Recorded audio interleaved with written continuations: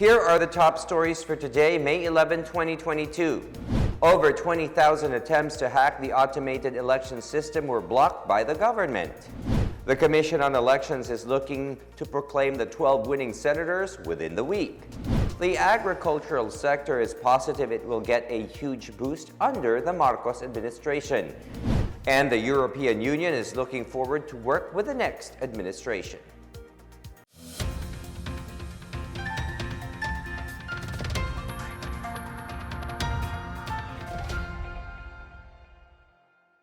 Good day, I am William Theo. Welcome to the PNA Newsroom.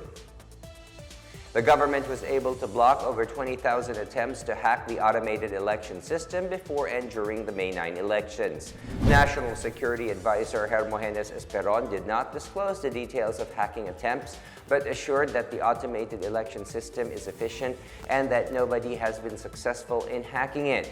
Esperon also vouched for the accuracy of the poll results.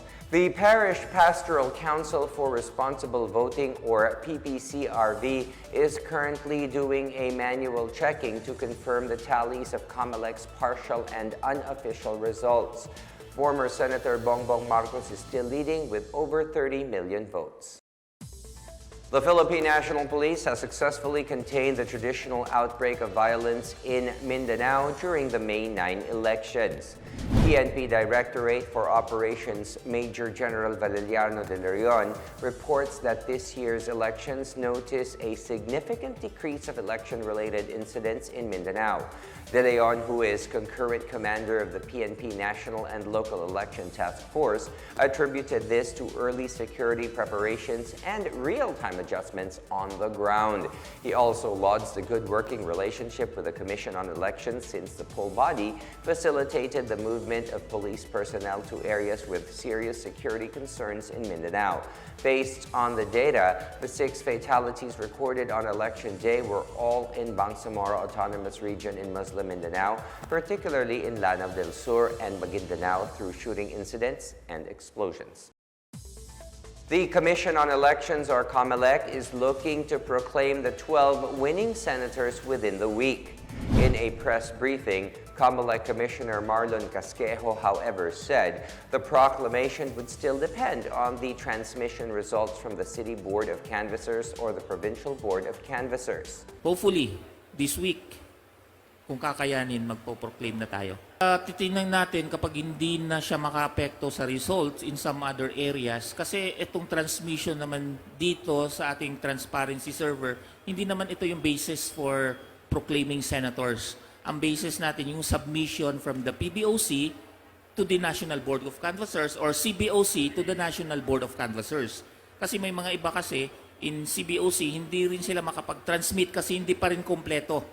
So the basis of proclamation of our senators and even party list is the transmitted result from PBOC or CBOC to the NBOC. Kapag nakapag-transmit na sila, then we can proclaim the winning senators and party lists.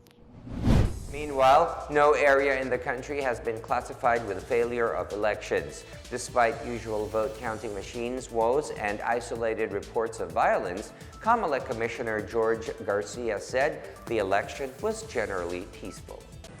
Siyempre po, ang dati pa rin problema yung pamimili ng mga boto ng ilan nating mga kandidato, pero at the same time, pati po yung pagkukumit ng ilan lang po naman na lugar ng violence. Pero ikumpara po natin sa lahat na ng eleksyon ng mga nakaraan, ito po ang pinakamatahimik as regards violence at saka issue ng terrorism.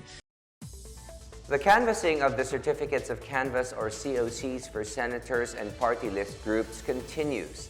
The Commission on Elections Unbanked, sitting as the National Board of Canvassers, said almost all of the COCs have been electronically transmitted except for Zamboanga Peninsula and the Bangsamoro Autonomous Region in Muslim Mindanao. The first to be canvassed was the COC from Abra, followed by Malabon and Benguet. Also canvassed were the COCs from Kalinga, Apayao, Mountain Province, and Ifugao. Commissioner George Erwin Garcia earlier proposed to create a subcommittee to segregate the votes for national positions. Meanwhile, COMELEC says the local absentee voting recorded its highest voter turnout at 88%. The poll body says it is also hoping for at least 36 to 37% overseas voters' participation this elections. A Catholic priest urges the people to respect the decision of the Filipinos in choosing the leaders of the country. From Anton Pascual, president of Radio Veritas, said it is important to recognize the results of the elections because it is one of the characteristics of an independent society. This as presidential frontrunner Ferdinand Bongbong Marcos Jr. leads in the partial unofficial count of the Parish Pastoral Council for Responsible Voting or PPCRV. His running mate Davao City Mayor Sara Duterte also leads the vice presidential race. The pastors of the Catholic Church earlier called on the faithful to respect and accept the outcome of the elections and urged them to reunite for restoration, especially those who had a conflict due to differences in the candidates they supported. The Church is also hoping that the truth and justice will prevail in the 2022 national and local elections, despite the reported issues including defective vote counting machines and faulty secure digital or SD cards. The agricultural sector is positive it will get a huge boost in the next administration, noting a landslide win for presidential frontrunner Ferdinand Bongbong Marcos Jr. based on the partial and unofficial tallies. Agriculture Secretary William Dar urged the public to support the president-elect to continue aiming for stability despite the brewing food crisis.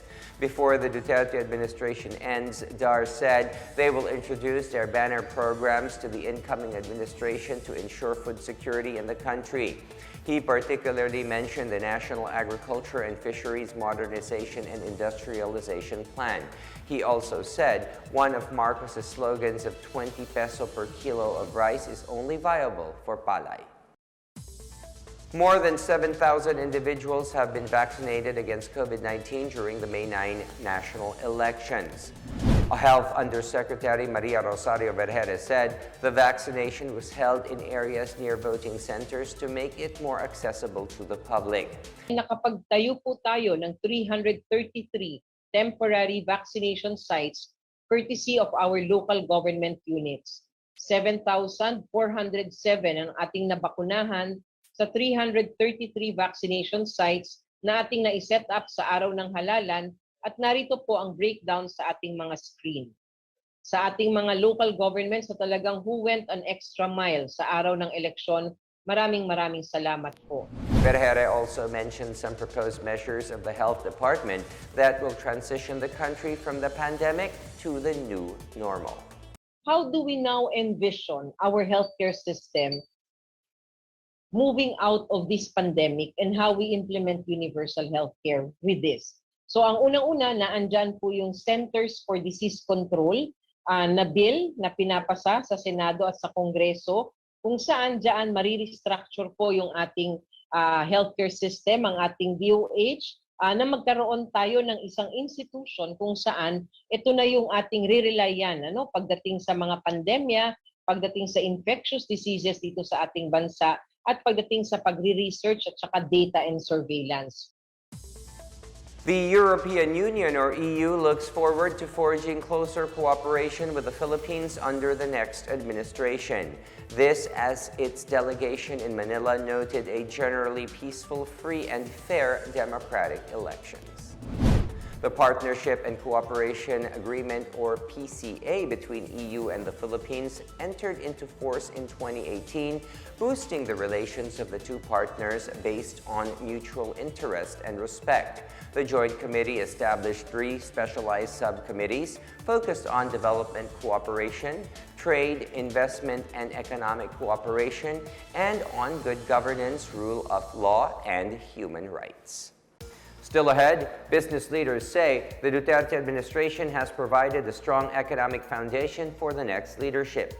Police and military troops keep tabs on brewing tension among supporters of candidates in Mabinay, Negros Oriental.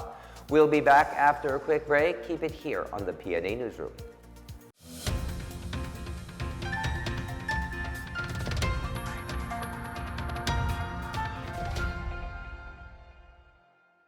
Tandaan ang tamang paraan ng paghuhugas at paglilinis ng kamay upang makaiwas sa iba't ibang karamdaman.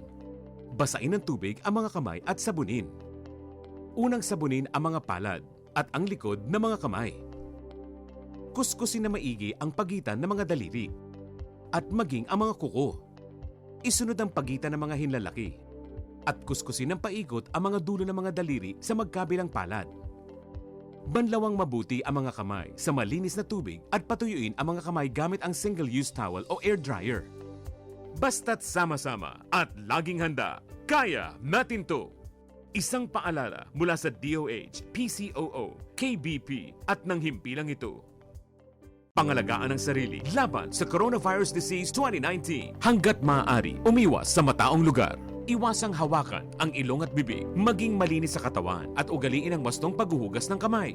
Takpan ang ilong at bibig kung uubo o babahing. Umiwas sa mga taong nagpapakita ng sintomas ng coronavirus disease gaya ng lagnat, ubo at sipon. Magsuot ng face mask kung kinakailangan. Basta't sama-sama at laging handa. Kaya natin to! Isang paalala mula sa DOH, PCOO, KBP at ng himpilang ito.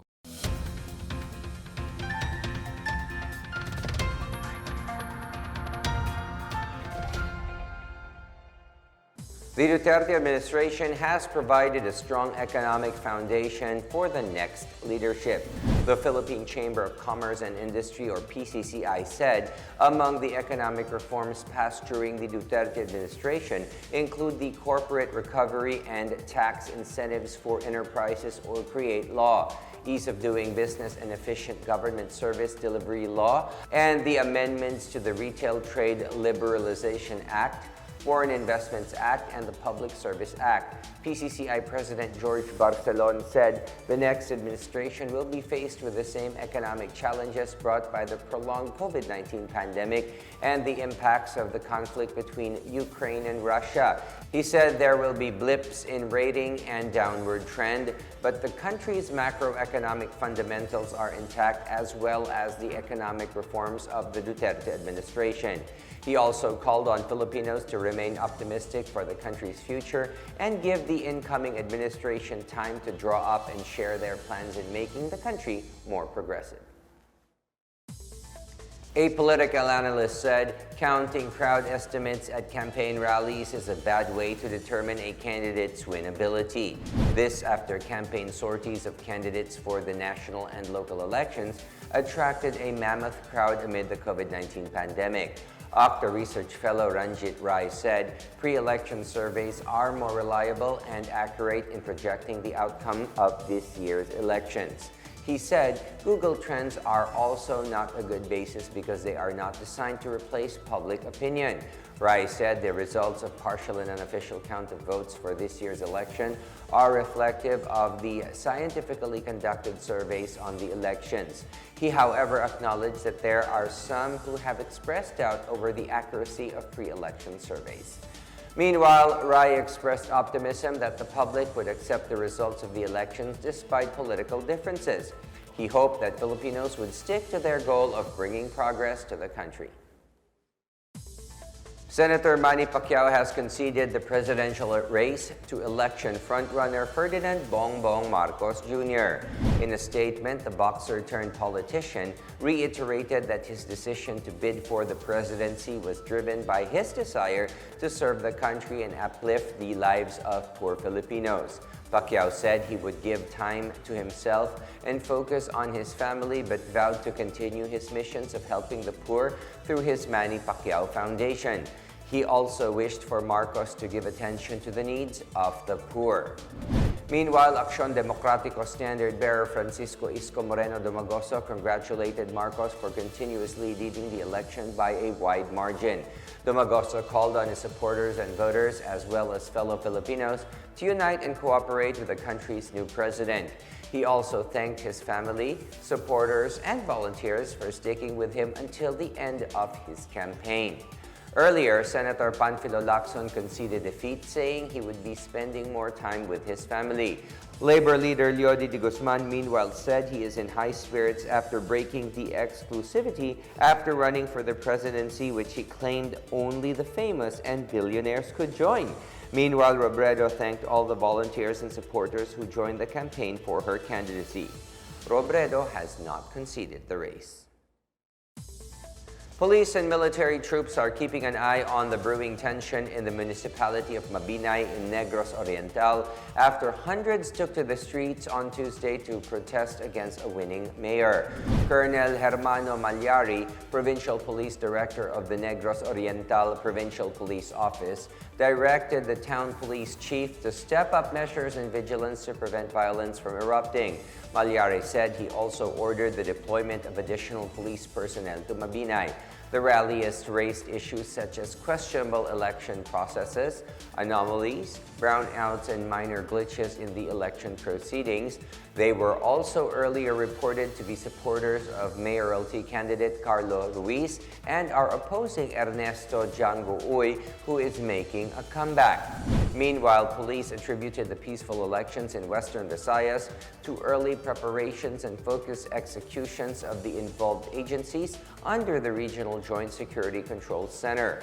Police Regional Office 6 Director Brigadier General Flynn Dongbo said 24 crime incidents were tallied during the May 9 polls, but lower when compared to 125 incidents in the 2016 polls and 62 incidents in 2019, respectively. Meantime, police forces will stay in their assignments until all election duties are accomplished. The PRO6 has deployed over 12,000 personnel, including augmentation forces to secure the casting of votes. The Commission on Elections has started fixing the malfunctioned vote counting machines in Bogo City in Cebu. More on this and other updates in the provinces from Marita Moahe. The Commission on Elections in Cebu Province on Tuesday assured that the malfunctioned vote counting machines in the northern city of Bogo will be fixed to complete the canvassing of ballots. COMELEC Cebu Supervisor Lawyer Jerome Brillantes said the Board of Canvassers would resume its duties soon as the concerns on downed VCMs are addressed. Technical problems have also delayed the canvassing of votes at the municipal and city levels in Basilan. Lawyer Bidsfar Julie, the provincial election supervisor, said a number of vote counting machines or VCMs had to be retrieved and sent to the technical hub in Zamboanga City for repair.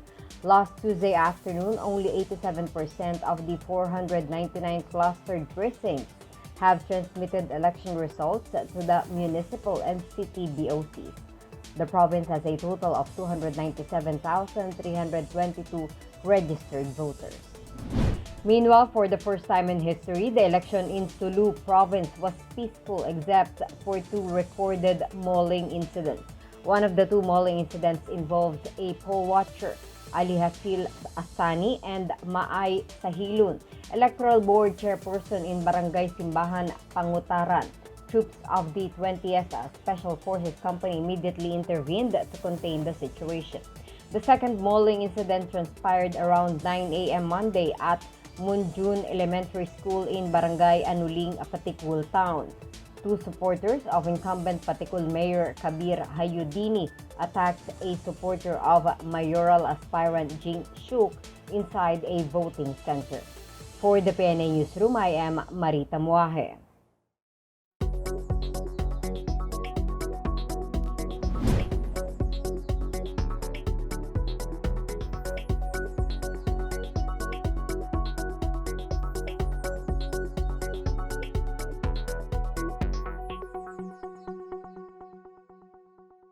More stories from the newsroom. Tributes and calls for justice pour in for a teacher shot dead before the elections in Negros Occidental. And almost 11 million riders avail of the MRT3's Libreng Sakay program. Details ahead. Stay with the PNA Newsroom.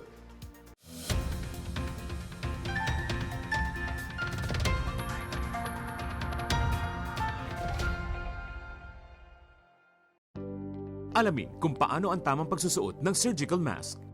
Una, hawakan ang mask sa strap at siguruhing natatakpan nito ang inyong bibig at ilong.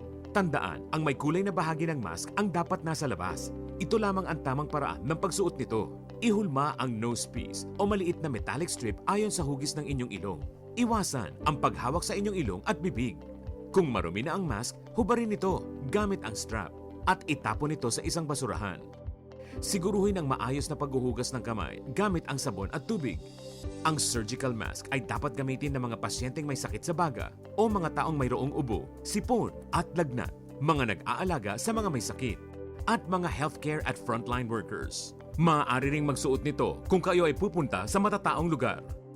Basta't sama-sama at laging handa, kaya natin to! Isang paalala mula sa DOH, PCOO, KBP at ng himpilang ito. Alamin ang mga dapat gawin sa lugar ng trabaho laban sa Coronavirus Disease 2019. Ang mga kumpanya ay dapat magbigay ng face mask sa kanilang mga empleyado. Bukod dito, magbigay kaalaman din patungkol sa COVID-19. Siguraduhing malinis ang kapaligiran. Maglagay ng sabon at hand sanitizer sa mga palikuran. Siguraduhing ligtas at nalutong maigi ang mga pagkain sa kantina. Obserbahan ang kalusugan ng mga empleyado at katrabaho. Kung sakali man na mayroon silang sintomas ng coronavirus disease, gaya ng lagnat, ubot sipon at hirap sa paghinga, ay agad ipasuri sa doktor. Basta't sama-sama at laging handa, kaya natin to! Isang paalala mula sa DOH, PCOO, KBP at ng himpilang ito.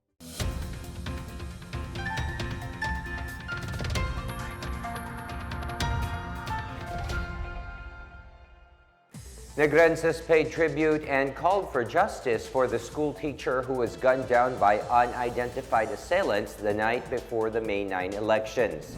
Family members, friends, and colleagues mourned the death of Mercy Nekia Miguel of Himamaylan City National High School, who was supposed to serve during Monday's polls. Brigadier General Flynn Dongbo, Director of Police Regional Office Western Visayas, said he was directed by the Negros Occidental Police to conduct a thorough investigation.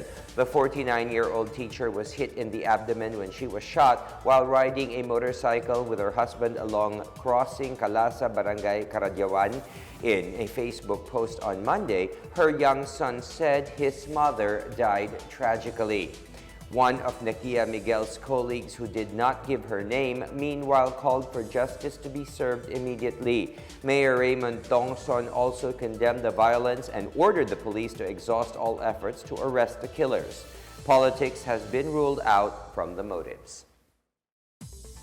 In other news, the Philippines and South Korea will begin collaboration on different research and development projects this year. Officials of the Department of Science and Technology and the Ministry of Science and ICT of South Korea met virtually last April 28 to discuss the collaboration. DOST Assistant Secretary Lea Buendia said both parties agreed to prioritize projects on smart vertical or indoor farming and the rapid intensification of cyclones. The call for proposals will begin in June and the approved projects are expected to commence in September. The two parties are targeting at least one project per topic this year. Both sides agreed to fund each project for $32,000 per year. Meanwhile, Buendia said that relevant institutions shall continue to coordinate in exploring and realizing potential collaborations between the DOST MSIT, even with the new administration. The Government Service Insurance System, or GSIS, has extended its condonation program, giving inactive members more time to settle their loans until the 30th of June.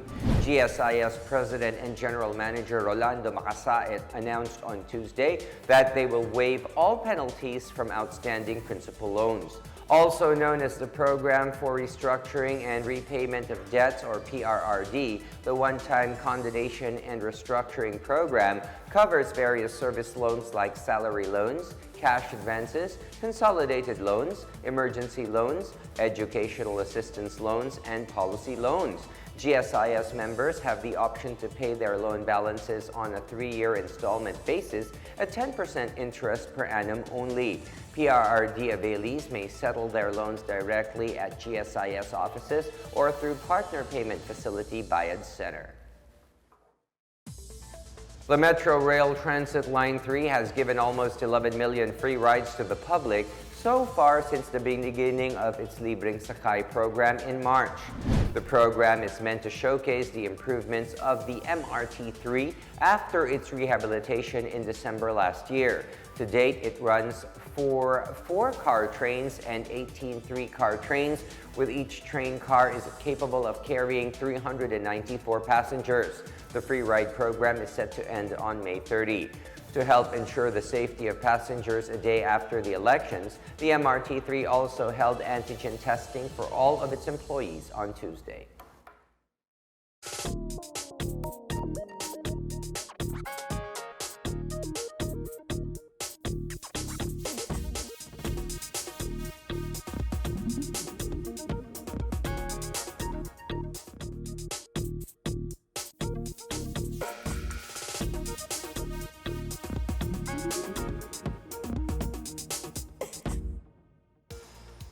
Let's take another look at today's biggest stories.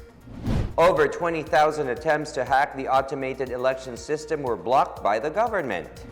The Commission on Elections is looking to proclaim the 12 winning senators within the week. The agricultural sector is positive it will get a huge boost under the Marcos administration. And the European Union is looking forward to work with the next administration. As Filipinos, we all have a vital role to play in preventing the spread of COVID-19. So remember, wear your face masks and face shields, wash your hands often, practice safe physical distancing, go out only for essential reasons, and get vaccinated as soon as possible to protect ourselves, our families, and the community. Together, we can beat COVID-19.